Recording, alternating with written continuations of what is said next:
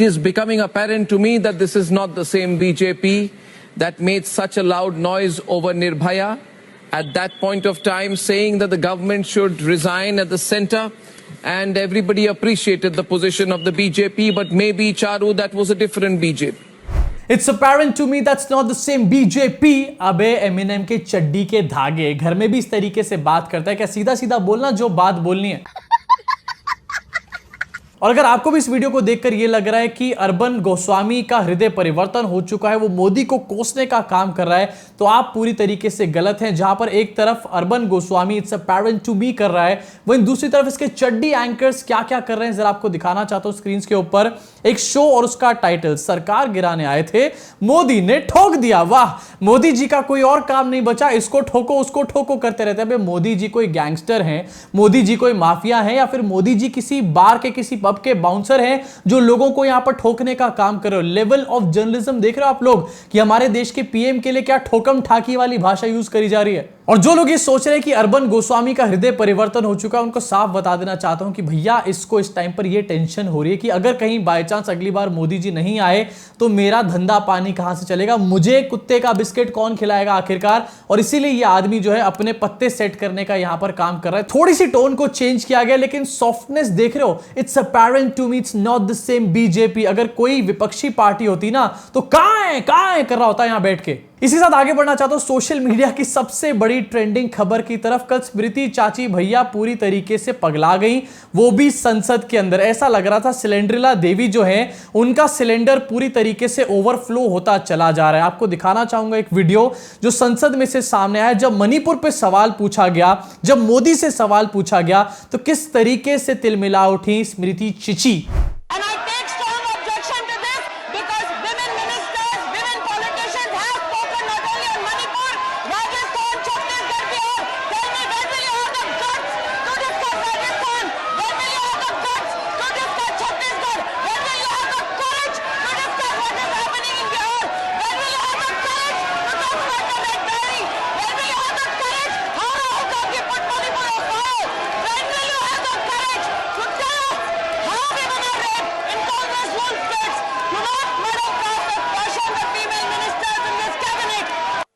ओ भैया चाची आराम से बीपी बढ़ जाएगा, हार्ट के ऊपर जोर पड़ेगा। इस तरीके से चिल्लाने का काम मत करो। और कहां खड़े हो आप? हमारे देश की संसद में खड़े हो, जिसको आप लोकतंत्र का मंदिर बुलाते हो, और आप इस तरीके से चिल्लम चिल्ली कर रहे हो। आखिरकार कौन से स्टैंडर्ड सेट करने की यहां पर बातें चल रही हैं? और देख रहे हो आखिरकार किस तरीके से रिएक्शन सामने निकल कर आता है जब मोदी जी से लगातार सवाल पूछे जाते हैं। चिचा जो है वो संसद के अंदर जवाब नहीं दे रहे, संसद के बाहर जवाब दे रहे हैं। किस तरीके से अभी आपको दिखाऊंगा आगे चल के। लेकिन संसद के अंदर चिचा को बचाने के लिए किस तरीके से नथुड़े फुलाए जा रहे हो। भैया मुझे समझ नहीं आता, ठीक है आप चिल्ला रहे हो, लेकिन नथुड़े फाड़ फाड़ के चिल्लाने का यहां पर क्या सेंस बनता है? भैया अपने नथुड़ों को तो बख्श दो कम से कम। इसी के साथ आपको इस वीडियो में से एक छोटा सा हिस्सा फिर से दिखाना चाहता हूं। राहुल गांधी ने मणिपुर में आग लगा रखी है और उसके ऊपर विपक्ष चुप बैठा हुआ है। ये मैं नहीं बोल रहा हूं, ये स्मृति चाची बोल रही है। और जिस टाइम पर स्मृति चाची ने ये बात बोली, निर्मला ताई भी एकदम से पीछे मुड़ के देखने लग गई, जैसे उन्होंने मन में सोचा अबे क्या बकवास कर रही है, ये क्या बोल रही है।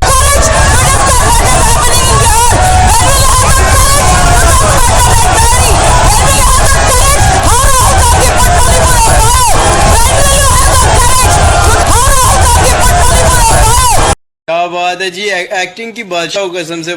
देखा निर्मला ताई ने भी स्मृति चाची को कैसे पलट के देखा जब उन्होंने राहुल गांधी को मणिपुर के मैटर में घसीटने का काम किया। इसके अलावा यार बिना चिल्लाए, बिना अपने नथुड़े फाड़े, जरा आपको टाइमलाइन याद दिलाना चाहता हूं। स्मृति चाची जब ये पूरा मैटर सामने आया था ना, उस टाइम पर आपके चचा पनौती जो है वो कर्नाटका के अंदर रैलियां, रोड शो कर रहे थे। इनफैक्ट आप भी उस टाइम पर कर्नाटका के अंदर रैलियां कर रही थी और द केरला स्टोरी को प्रमोट करने का काम कर रही थी। आप कह रही थी देखो भाई केरला में महिलाओं की कितनी ज्यादा प्रॉब्लम है, किस तरीके से पीड़ा उनको हो रही है, लेकिन आपको तब मणिपुर की पीड़ा नजर नहीं आ रही थी। और ये बात मैंने भी अपने वीडियो में मेंशन करी थी मई के महीने में। इसके साथ अगर और टाइमलाइन आपको याद दिलाऊं स्मृति चाची, तो एनसीडब्ल्यू की अगर मैं बात करूं तो एनसीडब्ल्यू एनसीडब्ल्यू के पास जून के मिड में ये लेटर पहुंच चुका था कि इस तरीके से नेकेड परेड कराया गया मणिपुर की महिलाओं को, और उसके ऊपर एनसीडब्ल्यू पूरी तरीके से बैठा हुआ था कब्जा करके। इसके ऊपर रिप्लाई तक भी नहीं किया गया था। 1 महीने तक आपकी एनसीडब्ल्यू ने इस पूरे लेटर को दबाने का काम किया, और उसके बाद जब आज जवाब देने की बारी आ रही है तो आप राहुल गांधी को इस बीच में लेकर आ रहे हो। वाह, अजीब हिपोक्रेसी है भाई। और यार मैं इस बात को भी मेंशन यहां पर करना चाहता हूं कि रोज इनके चड्डी बड्डी सांसद जो हैं वो संसद के बाहर आके कहते हैं कि हम चाहते हैं मणिपुर के ऊपर चर्चा करना। याद है ना आपको, मनोज तिवारी कह रहा था कि हम चाहते हैं मणिपुर के ऊपर चर्चा करना, यही लोग नामर्द हैं जो इससे भागने का काम कर रहे हैं। भैया जब आप लोग मणिपुर के ऊपर चर्चा चाहते हो तो सवाल पूछने पे नथुड़े क्यों फुलाने लग जाते हो। इसी के साथ आगे बात करना चाहूंगा, जहां पर संसद में एक तरफ स्मृति चाची पनौती चचा को बचाने का काम कर रही थी, वहीं दूसरी तरफ पनौती चचा ने संसद में तो अभी तक जवाब दिया नहीं, लेकिन संसद के बाहर उन्होंने पूरा एक कार्यक्रम किया, इवेंट बाजियां करी हैं, और उसमें यहां पर उन्होंने सॉर्ट ऑफ जवाब देने का काम किया है इस पूरे मणिपुर के मैटर के ऊपर। जवाब क्या है? हेडलाइन को चेंज करना। कैसे आपको दिखाना चाहता हूं। कल पनौती चचा ने पूरा एक इवेंट किया जहां पर प्रगति मैदान का रीडेवलप्ड वर्जन को इनॉग्रेट किया गया। बेचारा प्रगति मैदान, कभी भी इसकी पनौती लग सकती है, कभी भी इसमें पानी भर जाएगा, लेकिन इसमें कहा क्या क्या गया ये मैं जरा आपको सुनाना चाहता हूं। अनदर लेवल की फेकम फाकी यहां पर शुरू हो चुकी है। कैसे? जरा सबसे पहले देखिए किस तरीके से इंडिया शब्द से ही परहेज करना शुरू कर दिया यहां पर चिचा चाय वाले ने इस वीडियो में। भारत मंडपम आह्वान है भारत के सामर्थ्य का,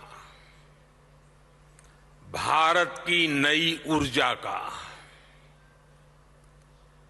भारत मंडपम दर्शन है और भारत की भव्यता का और भारत की इच्छा शक्ति का। अब मेरे पास आपके लिए एक छोटा सा गेम है। इस पूरे वीडियो में मोदी जी ने कितनी बार भारत बोला है ये मुझे नीचे कमेंट सेक्शन में कमेंट करके बताओ, और आपको साफ साफ ये समझ में आ चुका होगा कि किस तरीके से इंडिया वर्ड से यहां पर नरेंद्र मोदी बच रहे हैं। मतलब यार अपोजिशन से नफरत करो ठीक है, लेकिन इतनी नफरत कि आप अपोजिशन से नफरत करते करते अपने देश के नाम से ही नफरत करने लग गए हो। पनौती चचा आखिरकार कौन से ट्रैक पे जा रहे हैं यहां पर? और भैया यहां पर तो थोड़े दिन पहले बातें करी जा रही थी एक अकेला सब पे भारी। जब से इंडिया नाम का अलायंस बना है तब से मोदी जी इंडिया का नाम तक नहीं ले रहे हैं, और यहां कहा जा रहा था एक अकेला सब पे भारी। और अगर सही शब्दों में यहां पर मैं बताऊं ना तो ये एक अकेला नहीं बल्कि एक थकेला है जो एक्चुअली में सब पे एक भार बन चुका है। हमारे देश की 140 करोड़ जनता के ऊपर भार है ये थकेला इंसान। इसी के साथ कुछ कविताएं भी सुनाई गई चचा चाय वाले के द्वारा, जरा इसको भी सुन लीजिए। लेकिन अंगे न भातरम वाली कविता को कोई भी फेल नहीं कर सकता, जरा सुनो इसको। नया प्रात है, नया प्रात है, नई बात है, नई किरण है, ज्योति नई, नई उमंगे, नई तरंगे, नई आस है, सांस नई। उठो धरा के अमर सपूतों, उठो धरा के अमर सपूतों, पुनः नया निर्माण करो, जन जन के जीवन में फिर से नई स्फूर्ति, नव प्राण भरो। सब कुछ नया है लेकिन चचा चाय वाले वही पुराने हैं जो रिटायरमेंट की एज पे पहुंच चुके हैं इस टाइम पे। अब यार जरा आप ही मुझे बताओ कमेंट सेक्शन में ये वाली पोएम ज्यादा अच्छी है या फिर ये वाली? अंगेन घात्रम नयने वक्त्रम न्यायेन राज्यम लवणेन भोज्यम। मर्यादा रखिए, थोड़ी मर्यादा रखिए। इसी के साथ इस इवेंट में से एक और वीडियो सामने आया जहां पर मोदी जी ड्रोन उड़ा रहे हैं और भारत मंडपम का यहां पर इनॉग्रेशन किया जा रहा है। इसको लेकर के जनता कह रही कि भाई मोदी जी अभी भी इवेंट बाजी करने में जुटे हैं, लेकिन भैया ऐसा नहीं है, मोदी जी ड्रोन उड़ा रहे हैं। आपको याद होना चाहिए कि मुझे वहां इंस्पेक्शन के लिए जाना है तो फिर तो सब कुछ ठीक ठाक हो ही जाएगा। मैं ड्रोन भेज दूं, पता वही लेकर के आ जाता है और उनको पता तक। इसी के साथ ये ड्रोन वाली जो पूरी वीडियो है ये आपको मैं दिखाना चाहता हूं क्योंकि आपको ये देख के समझ में आ जाएगा कि मोदी जी को ड्रोन उड़ाना आता है या फिर उड़ाना नहीं आता। देखिए जरा इसको।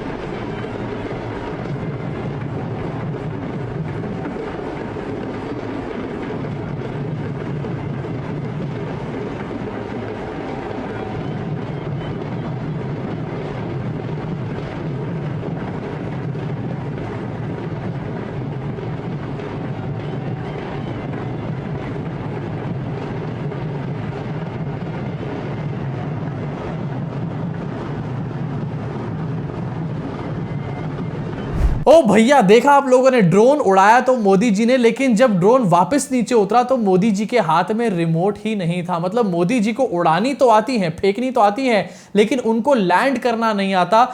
ये तो भैया रियल सिचुएशन के ऊपर बेस्ड एक पूरा एग्जांपल बन चुका है यहाँ पे। इसके अलावा इसी इवेंट में से कुछ और भाषणबाजियां सामने हैं, उस पर भी एक नजर डाल लेते हैं। मोदी जी ने यहाँ पर कहा कि world is accepting that India is mother of democracy. अरे भैया, चिचा ऑफ हिपोक्रेसी, आप मदर ऑफ डेमोक्रेसी की बात ना ही करें तो अच्छा होगा। संजय सिंह ने आपसे यहाँ पर 4 सवाल क्या पूछ लिया, आपने उनको पूरे मॉनसून सेशन के लिए सस्पेंड करके रख दिया है। वहीं दूसरी तरफ एक बार भी आप संसद में जाने को तैयार नहीं हो। अब तो आपने इंडिया का भी नाम लेना बंद कर दिया है, और इंडिया नाम के ऊपर आपने किस तरीके से आतंकवादी ऑर्गेनाइजेशंस का नाम जपना शुरू कर दिया था। इससे साफ पता चलता है कि इंडिया तो मदर ऑफ डेमोक्रेसी है, लेकिन आप हैं चिचा ऑफ हिपोक्रेसी।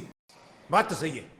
साथ में आखिरी आपको दिखाना चाहता हूं, मोदी जी द इकोनॉमिस्ट ने भी एक स्टेटमेंट दिया है, अपनी स्क्रीन पर देखिए। In my third term India will be among the top 3 economies in the world. ये मोदी की गारंटी है, सेज पीएम मोदी। बहुत चालू है यहाँ पर चचा चाय वाले, उनको पता है कि तीसरी बार शायद उनकी सरकार आएगी ही नहीं, तो वर्ल्ड की नंबर 3 इकोनॉमी बनाने की बात तो यहाँ पर अपने आप ही खत्म हो जाएगी। लेकिन अपने भक्तों को सपने कैसे दिखाने हैं, जरा ये कोई चचा से सीखे। और यार, ये क्या मोदी की गारंटी लगा रखा है। मोदी जी ने तो गारंटी इस बात की भी ली थी कि सबको 15-15 लाख रुपए मिल जाएंगे। इस बात की भी गारंटी ली थी कि न्यू इंडिया बन जाएगा, स्मार्ट सिटियां बन जाएंगी, लेकिन अभी तक कोई भी गारंटी पूरी हुई क्या? इसी के साथ जो 5 ट्रिलियन इकोनॉमी की बात करी गई थी भैया, वैसे यार आपको फैक्ट के तौर पे ये भी बता देना चाहता हूं कि जहां पर हमारा देश 5th लार्जेस्ट इकोनॉमी तो है इस टाइम पर, लेकिन वहीं दूसरी तरफ अगर पर कैपिटा इनकम के बारे में बात करी जाए तो 128th नंबर पर हमारा देश खड़ा होता है। अब आप खुद समझ सकते हैं। अब वैसे तो भक्तों को इसका मतलब पता नहीं होगा, लेकिन पर कैपिटा इनकम का मतलब ये होता है कि एवरेजली एक इंसान की इनकम कितनी है एक देश के अंदर।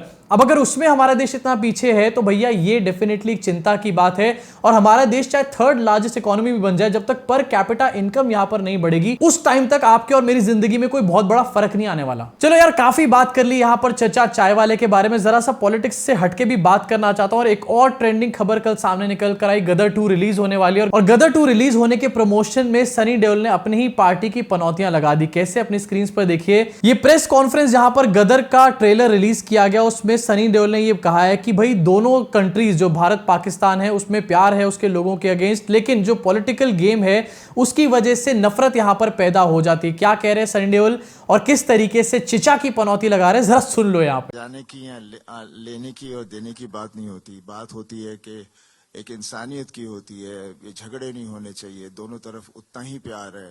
ये सियासी खेल होता है जो ये सब नफरतें पैदा करता है, और वही आप देखेंगे इस फिल्म में भी।